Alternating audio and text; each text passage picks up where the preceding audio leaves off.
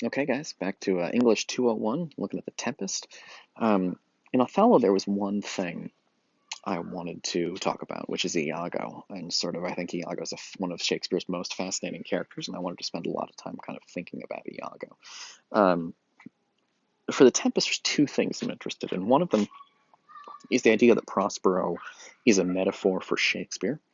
Because he's very much he creates illusions just like Shakespeare does, and he likes to perform in front of an audience just like Shakespeare does, and he has all kinds of little helpers to help him put on illusions just like Prospero has spirits and Shakespeare has actors that help him put on illusions for an audience. That Prospero, maybe like Shakespeare, gets too into illusions that sometimes he forgets about the real world, and it's a little bit like an addiction. Sort of living so much in sort of a world of illusions and fake things. Um, so yeah, that's one of the and then also the idea of forgiveness, the idea that Shakespeare wrote so many plays where so many characters die horribly because they wanted, one character wanted to get revenge on his enemies, and that in one of the last plays Shakespeare writes, he's sort of thinking about his whole career, but also he's thinking about forgiveness and forgiving your enemies, which is for a guy that wrote so many plays where so many people choose to get revenge. It's fascinating that in Shakespeare's last play, a powerful wizard gathers all of his enemies on the island and then decides not to kill them.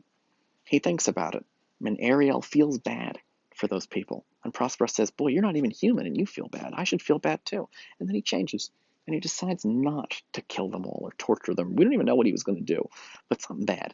And he decides not to do it. He says, "You know what, I'm going to forgive them." So I thought it would be a nice way to end the semester on something nice, where Prospero decides to kind of forgive everybody. Um, so there's really only one more speech that I kind of want to look at before I close this section, and then we're going to start over at the beginning of the Tempest, with a totally different thing that I'm interested in. Remember, one of the things I've been talking about this metaphor, but it's also a theme, an idea, right? And it's an idea. Is magic like uh, playwriting? Or forgiveness is an idea. It's one of the things the play is about. Theater is an idea. The play is about the idea of theater and making plays. It's a play about plays, a story about stories. So these are some of the ideas in here. But I pointed out at the beginning of the semester that sometimes one story can have multiple ideas, right? We talked in Kafka about how Gregor Samsa, being turned into a bug could be is kind of has ideas about capitalism, but also about family, about gender, about being an outsider, religion. There's all kinds of interesting sort of issues going on there. So stories, the really good ones, can be about more than one thing, and The Tempest is one of those stories that's about more than one thing.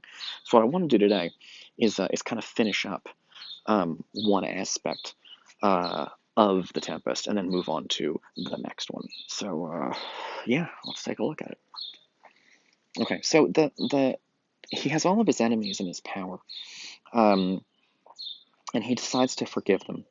And then he does something kind of amazing. It's really one of Shakespeare's most kind of surprising moments and kind of surprising speeches.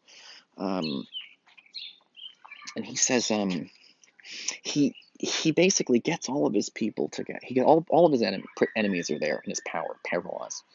Um, and he draws a big magic circle on the ground with his staff. He draws a big magic circle on the ground, and he does a kind of like a prayer or a spell to all of the creatures and the magical helpers that he's had. You may think about Shakespeare talking to his actors, and he sort of thanks them all, um, and he sort of calls them all up, all of the magical creatures, because he seems like Prospero. Number one, it's mostly illusions that he does. But also, he doesn't seem to do them himself. His magic seems to consist of getting other magical creatures to do his bidding, to do what he says. A little bit like Shakespeare doesn't do the plays himself, he gives them to actors, and the actors do them. So Prospero gets all the sort of spirits and stuff to do all of his work. Um, and so he gives a kind of speech to these creatures that helped him. And it's a whole speech about magic. But again, remember, magic is a metaphor for the theater, I'm arguing. So let's take a look at what he says. So Prospero draws a big magic circle. This is before he gets all of his enemies in front of him. He says, "You elves," right? Elves are those little magical creatures. "You elves of hills, brooks, standing lakes, and groves. And you that on the sands with printless foot do chase the ebbing Neptune. Meaning little creatures, they're so light, they printless foot do chase the ebbing Neptune. Ebbing means like the flow of the sea. Neptune is the god of the ocean. Printless foot, because there's little magical creatures that are so light, because they're like little tiny fairy creatures, that they don't actually make footprints on the sand when they're chasing the water. He says, you elves of hills, brooks, standing lakes, and groves, and you that on the sands with printless foot do chase the ebbing Neptune, and do fly him when he comes back. Right, you chase the water, and then when the water comes back, you run away. You demi-puppets, that by moonshine do the green sour ringlets make. He's talking about he's talking about like the creatures that make marks in the grass in the forest at night. You demi-puppets, that by moonshine do the green sour ringlets make, whereof the ewe not bites, right? Sheep won't bite that weird grass that they step on. And you whose pastime is to make midnight mushrooms. That's sort of, mushrooms are often used in witches' spells and stuff. So he's imagining little fairy creatures that make mushrooms pop up in the middle of the night. So he's giving a speech to all of them. You elves of hills, brooks, standing lakes, and groves, and you that on the sands with printless foot do chase the ebbing Neptune, and do fly him when he comes back. You demi-puppets, that by moonshine do the green sour ringlets make, whereof the ewe not bites. And you whose pastime is to make midnight mushrooms, that rejoice to hear the solemn curfew, by whose aid, weak masters though you be, right? So he says, by your aid, you guys, all you magical creatures out there who do all of these things, your help, even though you're not super powerful on your own, with your help, I have bedimmed the noontide sun, called forth the mutinous winds, and twixt the green sea and the azured vault set roaring to war. So this first section here is he's like, all you creatures, magical creatures out there, and he lists them. And then he says, with your help, I have, and then he lists all the cool things he can do with magic. So let's see what Prospero can do with magic. I have bedimmed the noontide sun. Prospero has caused an eclipse with his magic. That's pretty cool. To the dread rattling thunder have I given fire, and rifted Job's stout oak with his own bolt. He can control lightning with his magic. That's pretty cool. Meaning he could have thrown lightning bolts at his enemies, but he chooses not to. The strong base promontory have I made shake. That's earthquakes. So Prospero's magic is pretty. We've only seen him do illusions, but apparently his magic is really powerful. He's been able to eclipse the sun. He can control the wind. He can cause storms twixt the green sea and the azured vault set roaring war. He can control thunder. To the dread rattling thunder have I given fire, and he can blow up trees with it. Have rifted Jove's stout oak to his own bolt. The strong base promontory have I made shake. He can do earthquakes. And by the spurs plucked up the pine and cedar, he can rip trees right out of the ground. So it's interesting that Prospero, he's actually quite a powerful magician. All we see him do is mostly illusions, and he can sort of paralyze his enemies. But if he wanted to, he could throw lightning bolts at them. He could cause an earthquake. He can rip trees out of the ground. He can cause storms. He caused a storm to crash the ship.